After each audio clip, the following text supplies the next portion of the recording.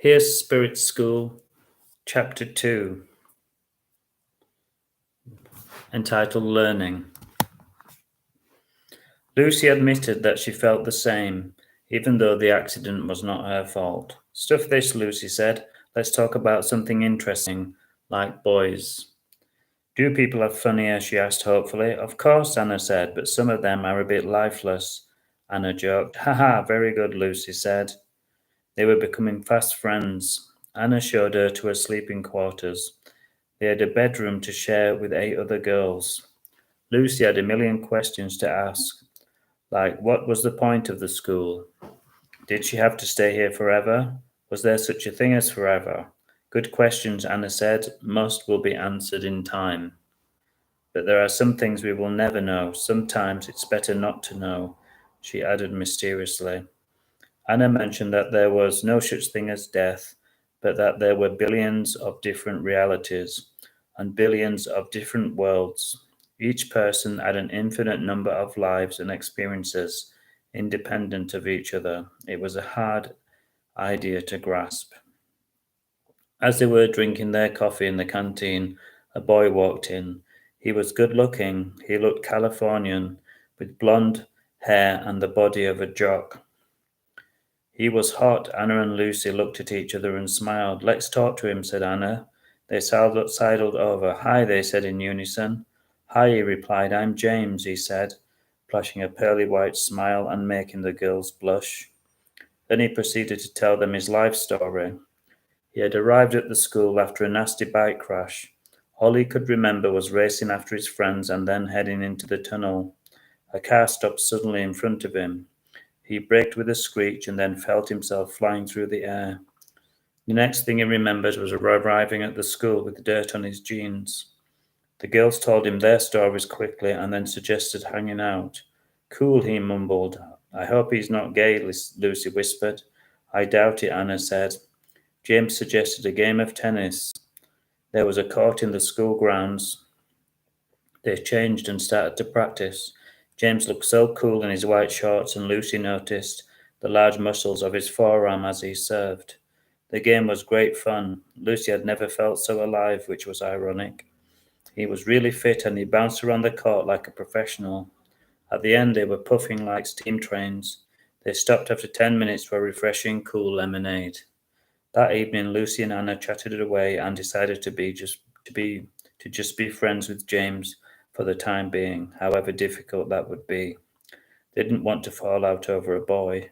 James was a bit of a loner and didn't like to mix with other boys. He liked reading and drawing, all pursuits done alone. He lay on his bunk and wondered which of the girls he fancied the most. It was a difficult decision, as they were both so pretty. He decided to be friends with them for the time being. It's better than male company, he thought with a smile.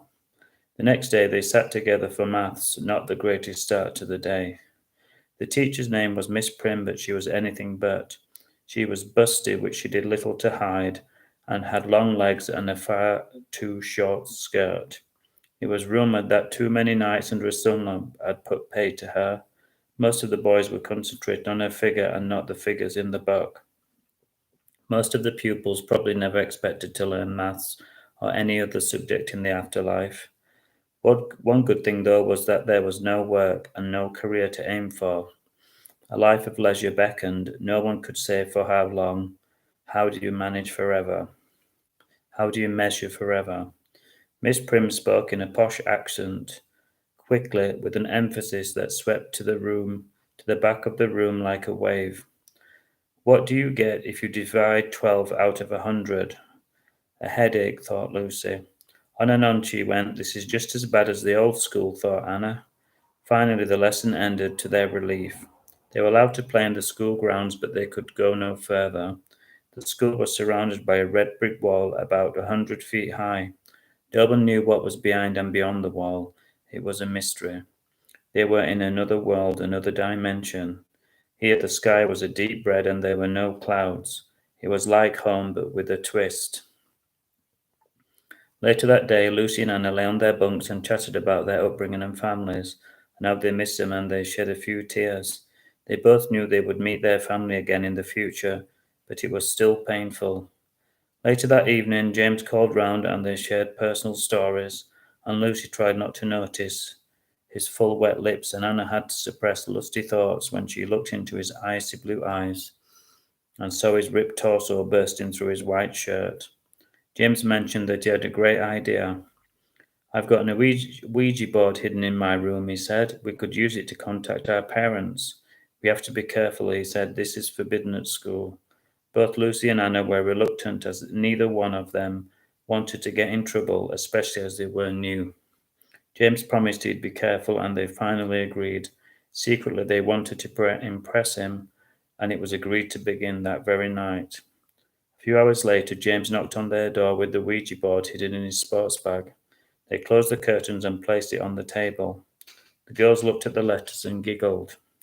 He dimmed the lights and told the girls to be serious, as they had to think of someone suitable to contact.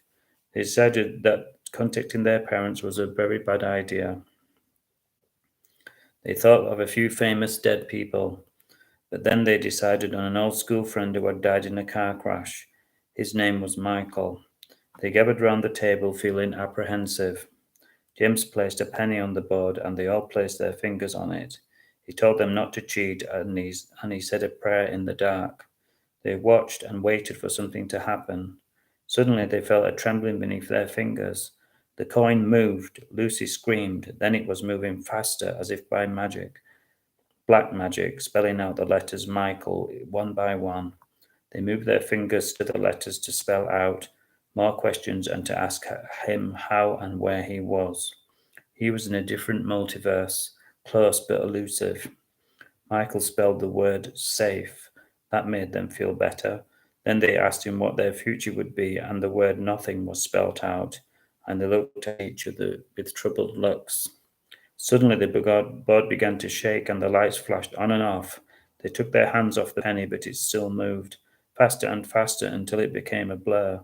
They jumped out of their chairs and huddled in the corner, shaking. It was terrifying. The lights were flashing and the doors began to slam open and shut. James put his fit body against the door to still it, but he didn't want the whole school investigating. The girls turned the lights off to prevent being spotted by the students. Unfortunately, they came back on again. Then the coin stopped and the curtains stopped shaking and the door stopped banging. James put his hand on the coin and they jumped back with a start. The coin was hot.